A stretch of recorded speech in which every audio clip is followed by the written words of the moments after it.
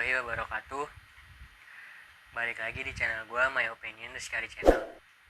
Untuk kalian yang belum subscribe, silahkan subscribe. Dan jika kalian ingin melihat video-video sebelumnya, banyak tema-tema sebelumnya yang udah gue bahas, baik dari sepak bola dan tentang kehidupan. Kali ini gue akan ngebahas tentang sepak bola kembali, yaitu tentang Liverpool dan Arsenal. Sebelumnya gue mengucapkan selamat buat Liverpool menjadi juara Premier League tahun 1920. Nah, gue akan ngebahas yang pertama itu tentang Arsenal dulu. Pertandingannya antara Southampton dan Arsenal. Bisa dibilang Arsenal mendapatkan 2 gol itu dengan ibaratnya keberuntungan karena kesalahan dari kiper Southampton. Kalau secara permainan menurut gue sih bagus.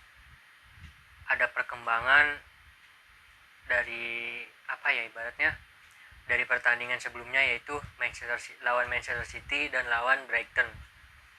Ini lumayan lumayan bagus lah, lumayan berani buat main ibaratnya tuh oper-operan pendek, nggak kayak kemarin yang City tuh yang langsung long ball gitu, dan selalu jika dimainkannya selalu ibaratnya ball possession-nya itu dipegang oleh pemain Arsenal tuh, ketika lawan Manchester City tuh langsung kerebut gitu di setengah lapangan. Dan lawan Southampton ini sangat berbeda dari permainan. Menurut gue tuh bagus. Ada pemain mudanya juga sekarang. Dengan sisa pertandingan mungkin kalau menurut gue Arteta akan selalu dimainkan gitu, kayak Nketiah, terus Willock, mungkin sesekali Gabriel Martinelli itu akan dimainkan. Dan ada yang unik sih kalau menurut gue, ini Mesut Ozil. Itu Mesut Ozil nggak dimainin selama 3 pertandingan ini gitu, dari Manchester City, Brighton, dan Southampton. Ya kalau menurut gue sih fine-fine aja ya, karena mungkin ada penggantinya, yaitu posisinya itu digantikan oleh Dani Ceballos. Tapi kalau menurut gue lebih akan memainkan Mesut Ozil. Ya gue kurang tahu kenapa Arteta sebagai pelatih tidak memainkan Mesut Ozil. Entah itu stamina atau mungkin persiapan yang belum 100%, gue kurang tahu sih. Tapi kalau misalnya dari sisi lainnya, bahwa gue lebih memilih Mesut Ozil dimainkan, dan di belakangnya itu ada Granit Xhaka dan Guendouzi ataupun Willock gitu. Depannya tetap itu Aubameyang ataupun Lacazette. Tapi kan lawan Southampton itu Nketiah dimainin starting line up bersama Aubameyang. Dan backnya menurut gue lebih baik dibanding lawan Brighton dan City, karena emang lawan City ini dan Manchester City ini itu ada blunder dari David Luiz, dan 2 kali blundernya yang membuat Sterling dan De Bruyne itu mencetak gol. Ya masih ada kesempatan buat masuk ke Europa League, bahkan bisa ke Champions League sih, dengan kalau tidak salah 7-8 pertandingan lah, itu masih ada asah untuk masuk ke Europa League dan Liga Champion. Ya dengan ibaratnya tuh Arsenal harus memenangkan pertandingan sampai akhir musim. Dan Arsenal pun juga mungkin bisa gue bilang tanda kutip tuh berharap bahwa di atasnya itu juga terperosok gitu. Ya seenggaknya itu kayak Sheffield,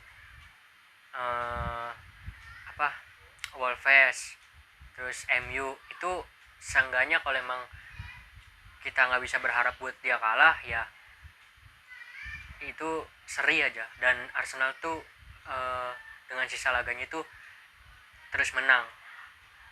Jika 7 pertandingan kan otomatis dapat 21 poin.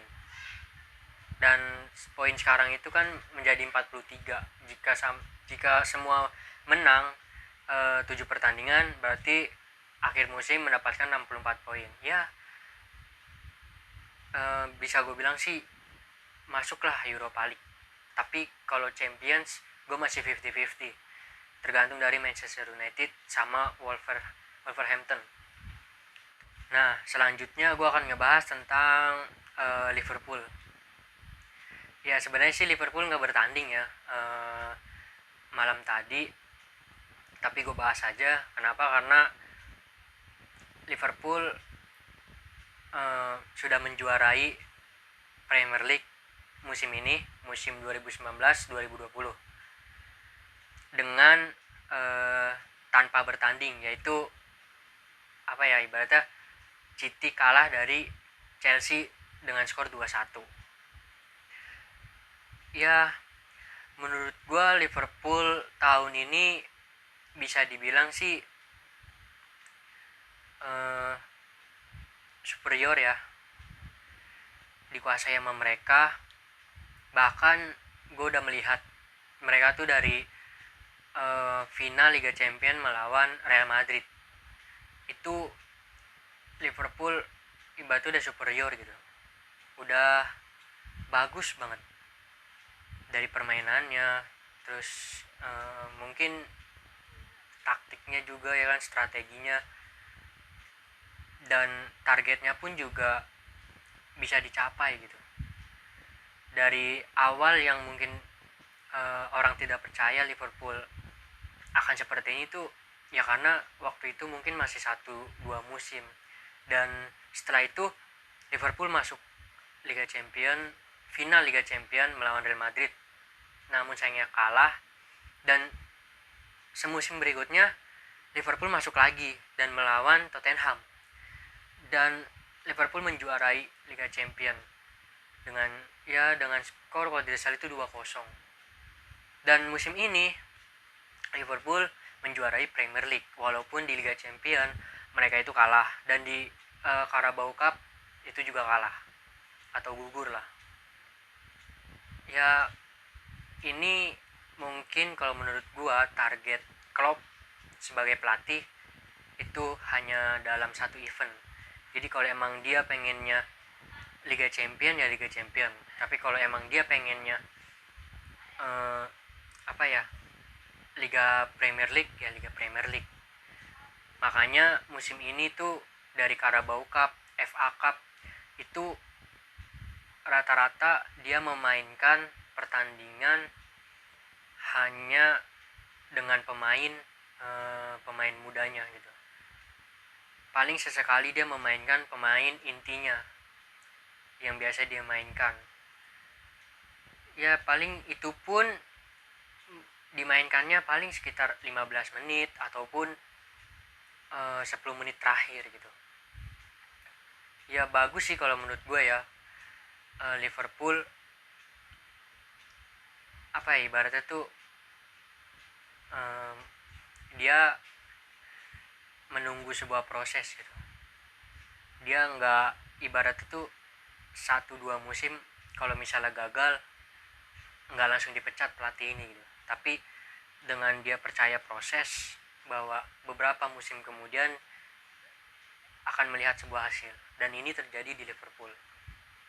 Mungkin akan terjadi juga di beberapa klub di Premier League seperti Chelsea dan seperti Arsenal.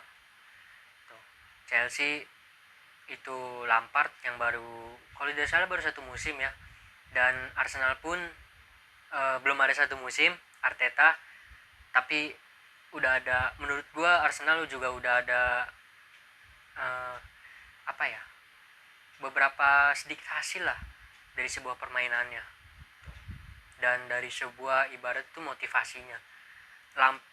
Lampard di Chelsea pun sama, dan Klopp itu udah melakukannya di Liverpool beserta oleh di Manchester United, yang awalnya menginginkan mungkin pemainnya itu tidak cocok dengan dia, dan akhirnya dia menunggu sebuah akhir musim, mereka pelatih membelanjakan sebuah pemain ya kan, dan apa yang diinginkan tuh uh, ibaratnya tercapai dengan sebuah strategi dari pelatihnya. Ya Liverpool ini dari gue pribadi akan terus seperti ini sih menurut gue, superior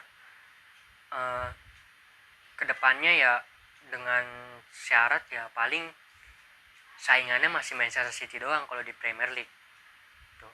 Kalau Manchester United oke lah, ada mungkin kalau gue pribadi paling cuma sekitar 50-60% kalau misalnya dia menandingi Liverpool. Kalau Arsenal gue belum terlalu, lebih dari 50, paling sama seperti Chelsea masih 40% gitu. Itu aja pembahasan gue kali ini.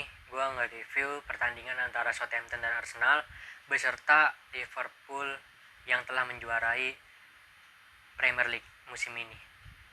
Kurang lebihnya mohon maaf. Saya Rizky Gunawan. See you next time. Wassalamualaikum warahmatullahi wabarakatuh.